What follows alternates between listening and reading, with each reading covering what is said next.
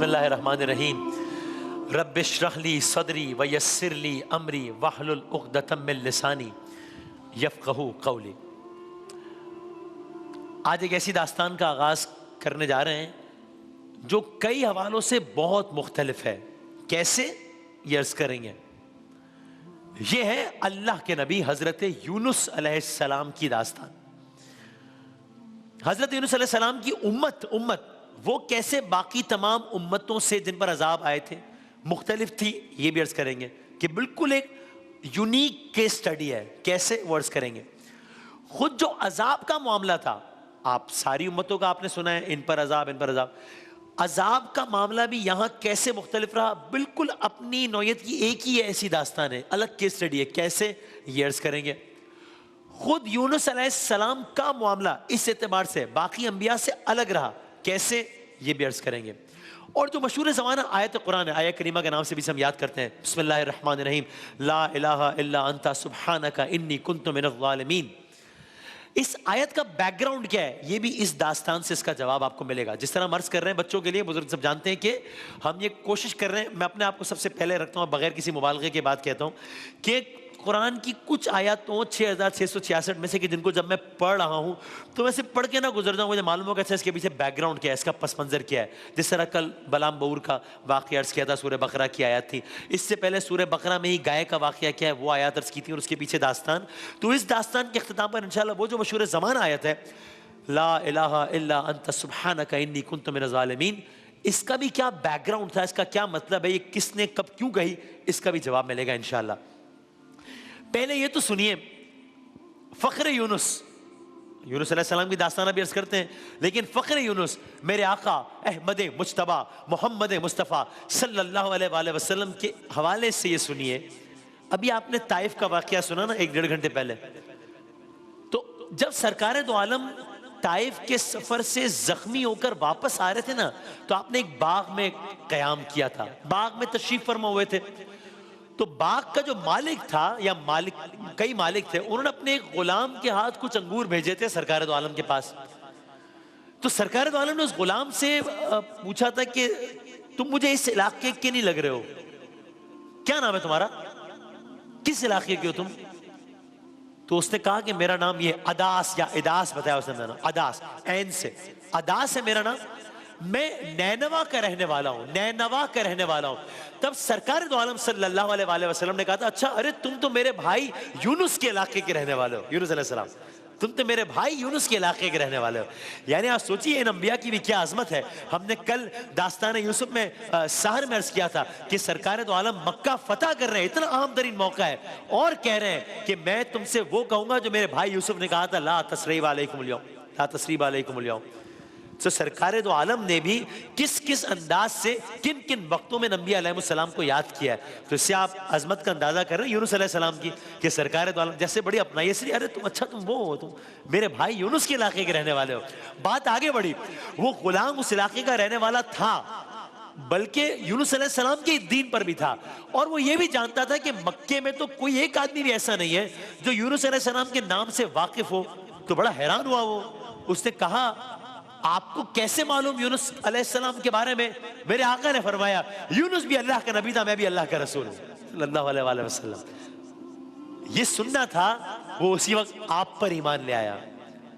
तो मेरे आका को इतना इस अंदाज से तस्करा किया यूनुस अलैहिस्सलाम। अब आइए दास्तान है यूनुस अलैहिस्सलाम पर, और इसका लुत्फ लीजिए। हर तरफ बुत परस्ती है, और अभी जैसे ही मैं दास्तान का आगाज करूंगा तो आपको अंदाजा हो जाएगा कि कैसे ये दास्तान का सब कुछ मुख्तलिफ है बाकी अंबिया अलैहिस्सलाम की दास्तानों से, किस किस एतबार से क्या क्या पहलू मुख्तलिफ है। हर तरफ बुत परस्ती है, ऐसे में अल्लाह का ये नबी है यूनुस, इनका नाम है अलैहिस्सलाम, अलम तौहीद उन्होंने बुलंद किया, कहा बुत परस्ती ना करो, खुदा के अलावा किसी और के आगे ना झुको, इस कायनात का खालिक व मालिक सिर्फ अल्लाह वहदहू ला शरीक है, उसने मुझे तुम्हारे लिए रहमत बनाकर भेजा है, हिदायत बनाकर भेजा है।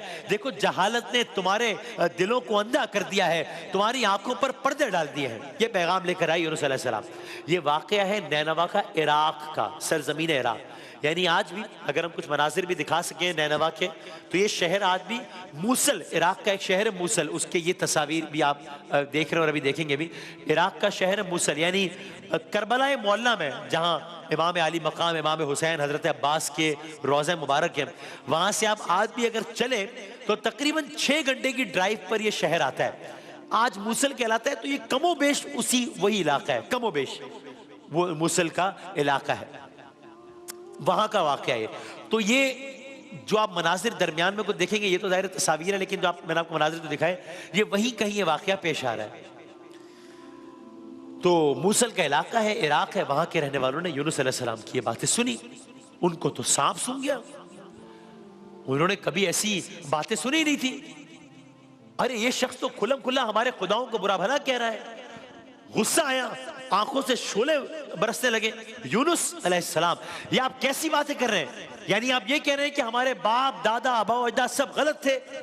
भाई क्या दुनिया में ऐसा कुछ नया हो गया है क्या जो हम अपने खुदा बदल डालें? दुनिया ऐसे इतने अरसे चल रही है, बस ठीक है, हमारे अब्बा अजदाद भी उन्हीं को मानते थे, हम भी उन्हीं को मानेंगे। खैर, यूनुस अलैहिस्सलाम अपनी तबलीग करते रहे, गोया आप हक का इसरार करते रहे, वो आपका इनकार करते रहे, यहां तक कि अब आपने उनको वार्न नहीं किया कि देखो जो कुछ मैं कह रहा हूं, अगर तुमने इस पर कान ना धरे तो नुकसान तुम्हारा ही है।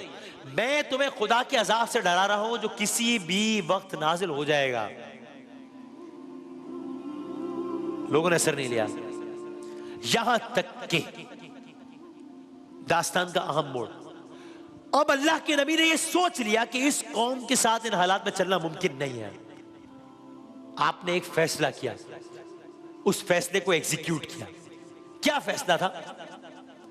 आपने वास का सिलसिला बंद किया, कौम को उनके हाल पर छोड़ दिया, रखते सफर बांध लिया, चल दिए। तो अब कौम उसी आलम में है। अल्लाह का नबी चला गया कौम को छोड़कर, अल्लाह का नबी बस्ती से कुछ दूर चला गया है। अब क्या हुआ? इधर अल्लाह के नबी ने बस्ती को छोड़ा है, अब बस्ती में अजाब के आसार नमूदार होना शुरू हो गए हैं। अजाब के आसार, ये तो वैसे ही मामला लगता है जैसा बाकी उम्मतों के साथ हुआ। नहीं, अभी आप आगे सुनेंगे तो आपको अंदाजा होगा कि नहीं ये मामला वही है या कुछ और है।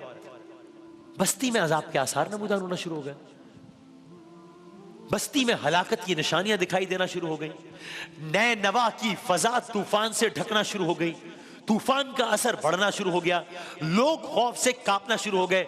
लोगों ने ऐसा मंजर कभी देखा ही नहीं था। अब लोग परेशानी के आलम में इधर उधर भागना शुरू हो गए, हर शख्स परेशान है, हर शख्स मुस्तरब है। अब सबको रह रह कर ख्याल आ रहा है कि यूनुस हमें क्या समझाते थे। अब सबको लग रहा है कि यूनुस ठीक ही कहते थे, जिस अजाब से वो हमें डरा रहे थे वो तो आ गया, अब पता नहीं हमारे साथ क्या होगा। अब हमारा हाल भी वही होगा जो पिछली कौमों का था।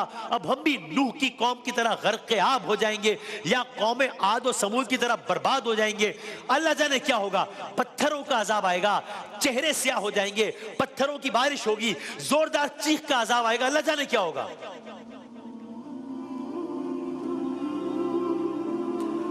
बस्ती वाले परेशान हैं क्योंकि बस्ती में अजाब के आसार हैं, और बस्ती वालों को पिछले सारी अक़वाम का मंजर भी याद आ रहा है।